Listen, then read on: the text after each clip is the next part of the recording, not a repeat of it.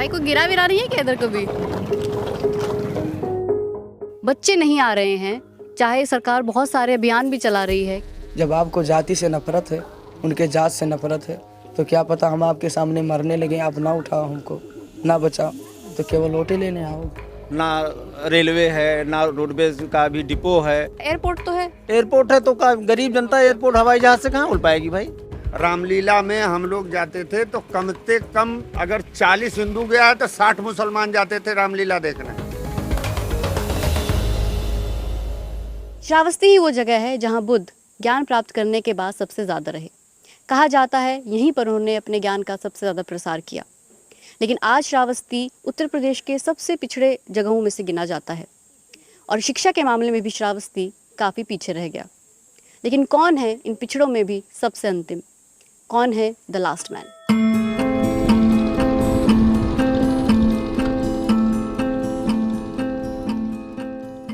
मेहनत मजूरी जाते गाँव भीख मांगते, कोई देत है कोई दुरियावत।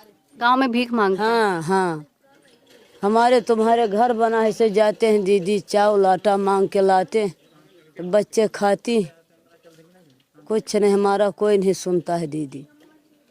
कोई आता नहीं इधर, कोई नेता वेता जिससे बात करते हो, किसी से बताते नहीं? किसी को बताते हैं तो जब उसने पढ़े लिखे हैं तो जो उसका सुना जाए तो हमारा कहाँ सुना जाए। हमारे लोगन का पढ़ाए लिखाए बच्चे पढ़ने जाते हैं, 300 रुपया फीस, वहाँ जाते हैं आंगनबाड़ी पे बैठाए रहते हैं से, कोई हमारे ना बच्चे को पढ़ाता ना हमारा कोई सुनता। कब सुनते हैं कि जब वोट पड़ने का होता है। और जब बाभन ठाकुर है तो कब भैया तू भर ले, गल्ला भरिए। किस चीज़ का गल्ला? गेहूँ चावल जो डिपो में मिलता है। हाँ। यही, और हमारे लोगन भरने लगते, हट हट मांगता है, तुम मांगने जो तू गंधाता है, तू भी गंधाता है। हाँ। ये कहते हैं किसके करे डकैती मार दे तो दे दे गल्ला। बच्चे के जियाने के लिए कुछ तो कुछ करना पड़ता है। थोड़ा मेरी को देख लीजिए, मेरी जुग्गी देख लीजिए ना। क्या घर देख ले आपका? हाँ, दिखाओ मेरी ना। घर नहीं है, मेरी पास जुग्गी है। दिखाओ जुग्गी की। आजा दिखाऊंगा। इतनी हालात मेरी खराब है कि मैं क्या कहूँ। आप समझ लीजिए सर जी कि 50 रुपये 30 रुपये किलो में चावल लेकर आया हूँ तो बच्चे को मैं खिला रहा हूँ। इतनी मेरी समस्या है घर में। देखो ये वाला तो मिला हुआ है, ग्रामीण आवास योजना में लिखा भी हुआ है इसके ऊपर, बाकी इधर नहीं है कोई। अरे इधर बैठ जाओ, इधर नहीं इस पर इधर बैठो, अरे नहीं इधर बैठो, इधर बैठो। और ना हमारे पास बाथरूम है, ना हमारे पास विधवा पेंशन आती है। जैसे 4 किलो पाते हैं तो 2 किलो काट लेते हैं, 2 किलो पाते हैं। आपका तो भगवान दिए है, आपसे हम बतवाए थे कि ईश्वर से नहीं बतवाए थे, आपसे बतवाए थे। हमारे पास सुई खोदे की जमीन नहीं है दीदी।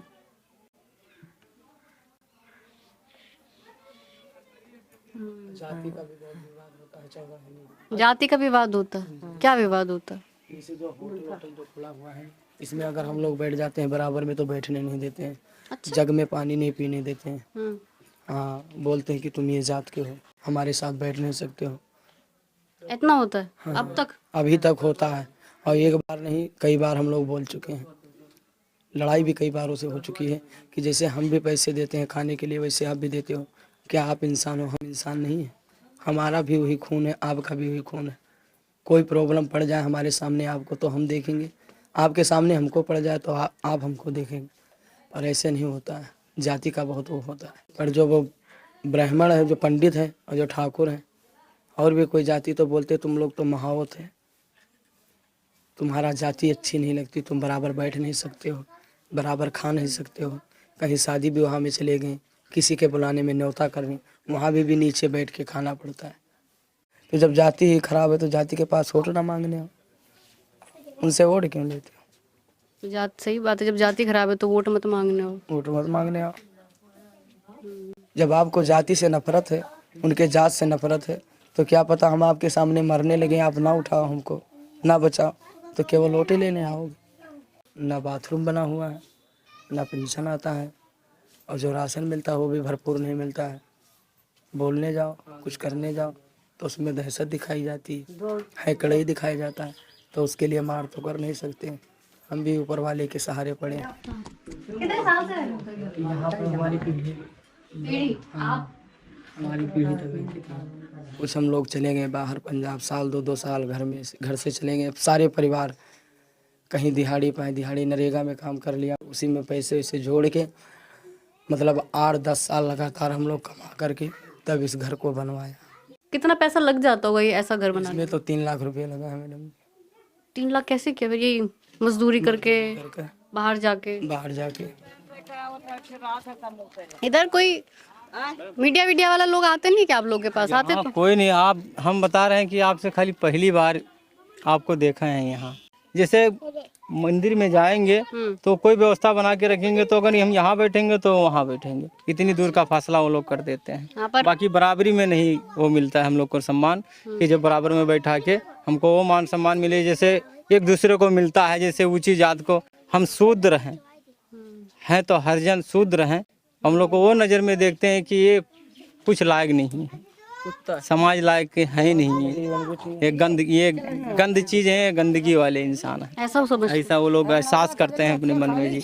अगर हम दरवाजे में चले गए तो हमको वो नज़र से देखते हैं जैसे कि इंसान है ही नहीं। जो भगवान बुद्ध की धरती हो गई है तो तब भी ऐसा है। वो तो हमारे बाबा भीमराव अम्बेडकर का जो इतना एहसान हुआ जी, जो संविधान लागू किए तो कुछ तो बर्पाव हो गया जी। जो आज सामने से अगर निकल जाते हैं तो बोल नहीं पाते हैं, लेकिन उतना वो बोलते हैं। बाकी शूद्र में है एक कोरी भी आते हैं, चमार भी आते हैं, पासी भी आते हैं, ये लोग के थोड़ा बहुत है, लेकिन ये भी अपने दरवाजे में हम लोग को समझते हैं कि ये बहुत गिरा हैं। वो लोग भी ऐसा समझते हाँ, हैं? ऐसा वो भी समझते हैं कि ये भी गिरा है, ये कोई लायक के नहीं है। जो पासी हैं, चमार हैं, हाँ, ये भी सुन रहे, ये भी कहते हैं कि ये भी कोई लायक के नहीं है। इनको भी अगर ये न्योता अगर हम लोग को यहाँ न्योता देने कोई नहीं आता है। बहू बेटी का अगर कोई शादी होता है या और कुछ होता है तो हम लोग को नहीं बुलवाते हम लोग। संविधान लागू है, सब बातें हैं, कानून है, सब कुछ है, फिर भी तो ये सब जब छुआछूत होता है ये तो तुमको बुरा नहीं लगता है? फिर बहुत बुरा लगता है। तो क्या करें हम, बुरा बहुत लगता है, लेकिन क्या करें हम। मन को साफ कर लेते हैं, मन को धीर कर लेते हैं, कंट्रोल करते हैं गुस्सा, चले आते हैं भैया तुम ही बड़े रहो, हम ही छोड़ रहे हैं, बस ऐसी। अगर हम उनसे भिड़ेंगे, अगर ये चीज़ का गुस्सा करके उनसे अगर भिड़ भी गए तो हमारी कोई सुनवाई नहीं होती, ना थाने में हो, ना कोई कचहरी में हो, ना कोर्ट कचहरी, कोई चीज़ की सुनवाई नहीं है। अगर वो 1 रुपया फेंक दें तो उनकी डबल सुनवाई होती है। अगर हम कुछ न दें या हम भी दें पैसा तो हमारी सुनवाई नहीं होगी। हम बेरोजगार हैं, अगर हमारे बच्चे भी पढ़ भी लें तो बेरोजगार की रोजगार ही रहेंगे, उनकी कोई सुनवाई नहीं होगी।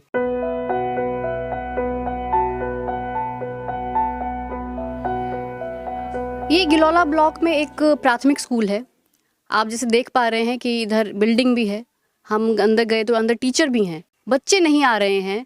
चाहे सरकार बहुत सारे अभियान भी चला रही है कि बच्चों को कैसे स्कूल में इनरोल किया जाए, लेकिन वो बच्चे अभी आपको वहाँ पर बहुत ही कम नज़र आ रहे हैं।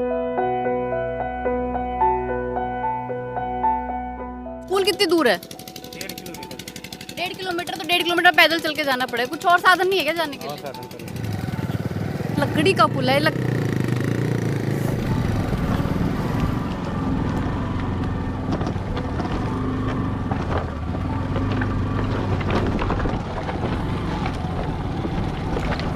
ये लकड़ी का पुल पार करके हम पत्तूपुर तनाजा गांव में पहुंचे और यहाँ के प्राथमिक स्कूल में अच्छी खासी संख्या में बच्चे थे। ऐसा इसलिए कि प्रधान जी, यहाँ के प्रधान अध्यापक ने बताया कि उनके प्रयासों की वजह से उन्हें सरकार की ओर से पुरस्कृत भी किया गया है। लेकिन इसी गांव के उच्च प्राथमिक स्कूल में जब हम गए तो वहाँ बच्चे नदारद थे, बल्कि 2 क्लासरूम्स पर तो ताला लटका हुआ था। अकेले टीचर है यहाँ पे। आप अकेले टीचर हैं? तो 3 क्लास आप अकेले कैसे पढ़ाएंगे? अब मैडम क्या करें, जब विभाग की यही जो है। सरकारी स्कूलों में बच्चे कम क्यों है? नहीं जाते बच्चे, खाली पड़े आपके स्कूल, बिल्डिंग आ गई है, स्कूल खाली पड़े, बताइए क्यों है? पढ़ाई होती नहीं मैम, तो क्या ध्यान, ना टाइम से शिक्षक आते हैं ना पढ़ाते हैं, तो कहाँ। मैंने देखा है शिक्षक भी है, बच्चे नहीं आ रहे। अब कुछ कमी तो है ही है। जैसे वहाँ उस लेवल की शिक्षा होती नहीं। जैसे अभी बगल में स्कूल है, अभी लिटिल फ्लावर है, आप जाएंगे वहाँ तो वहाँ सीट नहीं है, नाम नहीं लिखा जा रहा है। कितने फीस कितनी है महीने और की? जबकि फीस वहाँ होगी लगभग 4,000 रुपये होगी। 4,000 रुपए फीस है एक प्राइवेट स्कूल की। बिल्कुल यहीं बगल में है।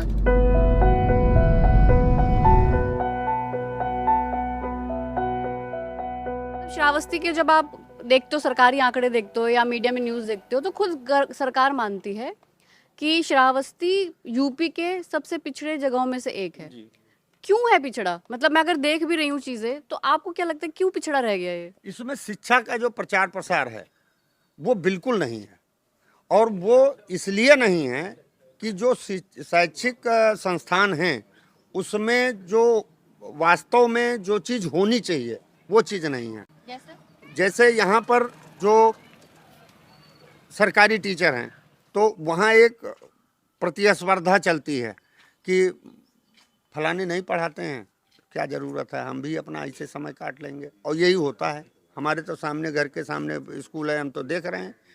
ना रेलवे है, ना रोडवेज का भी डिपो है, कोई भी संसाधन। एयरपोर्ट तो है, एयरपोर्ट है तो का गरीब जनता एयरपोर्ट हवाई जहाज से कहाँ उड़ पाएगी भाई? कोई चीज़ उद्योग लगाया जाएगा तब तो आदमी कुछ करेगा। यहाँ पे कुछ है नहीं, ना कोई उद्योग है ना कोई धंधा है। आदमी 200-300 कमाया, उसी में खाया पिया, सो गया, फिर सुबह उठा, फिर उसी में बच गया। अभी यहाँ पे कोई अच्छा रोजगार या कोई फैक्ट्री लग जाए, युवाओं का पलायन रुक जाएगा। हमारे यहाँ के युवा 8 पास करके 10 पास करके सऊदी अरब चले जाते हैं, कुवैत चले जाते हैं, विदेशों में जाके अपना जीवन यापन करते हैं। कोई है नहीं तो क्या करें भाई, जाना ही पड़ेगा। पहले लोग बड़ा बढ़ चढ़ के आके माइक पे बोलते थे, बताते थे हमें ये चाहिए या हमको ये समस्या है। अभी ना बहुत बारी लगता है कि जैसे लोग छोड़ो यार, मतलब कुछ होना नहीं है, या तो लोगों को लगता है कुछ होगा नहीं कुछ कहने से। अभी थोड़ा सा ये भी है मतदाताओं में, देखते हैं कि जैसे कोई ज्यादा विपक्ष में बोलेगा उसको ऊपर मुकदमा लिख जाएगा, जेल भेज देगा। ये भी चल रहा है ना। अरे भैया फलाने बोले, अरे वो तो तुरंत जेल भेज देंगे, ये ज्यादा कुछ बोलो ना भैया, पता नहीं क्या हो, तो चुपचाप से वोट दे दो, जो जीतेगा कोई कुछ हमको कुछ दे नहीं देगा। ऐसा तो नहीं है कि कई मीडिया, अब मीडिया पे लोग ज्यादा भरोसा करते नहीं, ज्यादा लोग बोलते नहीं है। ये भी है र्यूमर की मीडिया भी पैसे लेके जो है पार्टी का प्रचार करती है, पक्ष लेती है। ऐसा ही है, ऐसा भी सुनने में आता कि भाई फला चैनल है वो तो बीजेपी वालों से या फला सपा वालों से पैसा पा गया, उसके लिए जो है बोल रहा है, तो इसलिए लोग भी जो है कतराते हैं। इतना जबरदस्त भ्रष्टाचार इस समय है। किसी भी गरीब जनता का काम किसी ऑफिस में चले जाइए, आपको निवास प्रमाण पत्र, जात प्रमाण पत्र बनवाना, जब तक 500 नहीं देंगे बनेगा नहीं, 1 महीना लटका रहेगा। देखिए ये वाली बात जो हम गांव में जब बात कर रहे थे, हर व्यक्ति ने कहा कि जो आपको आधार कार्ड भी बनवाना है या कोई कार्ड भी बनवाना है, उसके लिए भी आपको पैसा देना पड़ रहा है। बिल्कुल देना पड़ेगा। अभी हम गांव में गए तो हमने देखा लोगों को वहाँ पे बताते हुए अपने बारे में कि हाँ मतलब अभी भी हमको ऐसे कहते, तुम में से बदबू आती है या तुम हमारे साथ नहीं बैठ सकते। मंदिर में भी अगर बुला भी लेंगे तो आप उधर बैठेंगे, हम इधर बैठेंगे, है ना? अभी भी है, पहले से बहुत ज्यादा कम हो गया है, लेकिन अभी भी है, खत्म नहीं हुआ है। रूढ़िवादिता पहले से जो चल रही है वो है, बहुत हद तक तो सुधार हुआ है, लेकिन उसमें अभी और सुधार करने की ज़रूरत है। और ये पार्टियां भी जो है अब ये जातिवाद का मुद्दा उछाल के हिंदू मुस्लिम करके लड़ाती रहती हैं, तो इसलिए जो वो घटने के बजाय और फिर से वो मुद्दा उठ जाता है। आप बताइए, हिंदू मुस्लिम का मुद्दा है ना? बिल्कुल है, बिल्कुल है, और थोड़ा बहुता नहीं है, बहुत ज़्यादा है। ये नुकसान कर रहा है कि बहुत ज़्यादा नुकसान कर रहा है, सामाजिक स्तर पे, पारिवारिक स्तर पे, और हमारे जो राज्य स्तर या राष्ट्र स्तर पे देखा जाए तो उसमें भाई देखिए, एक हमारे मानस में लिखा हुआ है, जहाँ सुमत तहाँ संपत नाना, जहाँ कुमत तहाँ विपत निदाना। आप यकीन मानो ये वही एक भिनगा क्षेत्र है जहाँ पर आज के 30-40 साल पहले यहाँ राजेश ठाकुर द्वारा है, वहाँ रामलीला होती थी। रामलीला में हम लोग जाते थे तो कम से कम अगर 40 हिंदू गया है तो 60 मुसलमान जाते थे रामलीला देखने। आज स्थिति इन नेताओं ने ये कर दिया है कि आज अगर वहाँ कुछ होने लगा, कुछ भी होने लगा, तो वहाँ पे यही डर लगा रहता है कहीं ऐसा ना हो विवाद पैदा हो जाए। आज के 40 साल 50 साल पहले चले जाइए, कहीं कुछ नहीं होता था। आराम से हिंदू मुस्लिम बैठ करके रामलीला देखते थे, आराम से हिंदू मुस्लिम बैठ करके ईद मनाते थे, आराम से हिंदू मुस्लिम बैठ करके शुभरात मनाते थे। इनके यहाँ जो ये मुहर्रम होता है, हमारे मोहल्ले में तो हमने अपने पुरखों को देखा है कि कुल्हाड़ी और हंसिया लेकर के उस झाड़ी को साफ करते थे। क्यों? इसलिए कि उनका वो दुलदुल निकलना है, उनका सद्दे निकलना है। वो लोग आते थे आज उस बीज को, उस दोष को इतना ज़्यादा प्रत्यारोपित कर दिया गया है कि हम इनके त्यौहार में जाना उचित नहीं समझते हैं और ये हमारे त्यौहार में आना उचित नहीं समझते हैं। आपका नाम बताओ। अरविंद मिश्रा है मेरा नाम। आपका नाम बताओ। विष्णु अस्थाना। तो विष्णु अस्थाना जो अरविंद मिश्रा जी ने, दरअसल दोनों अधिवक्ता हैं, लेकिन आज पूरा जनता के अधिवक्ता का रोल इन्होंने निभाया है। भले ही ये लोग अलग अलग पार्टियों को सपोर्ट करते हैं, लेकिन जहां भी असल समस्या पर बात हुई, लोग नेताओं के भविष्य की नहीं, अपने बच्चों के भविष्य पर बात करते हैं। कतार में सबसे पीछे खड़ा व्यक्ति भी मेहनत करके अपने बच्चों के लिए खुद छत बना रहा है, लेकिन वो उनके लिए स्कूल तो नहीं बना सकता है।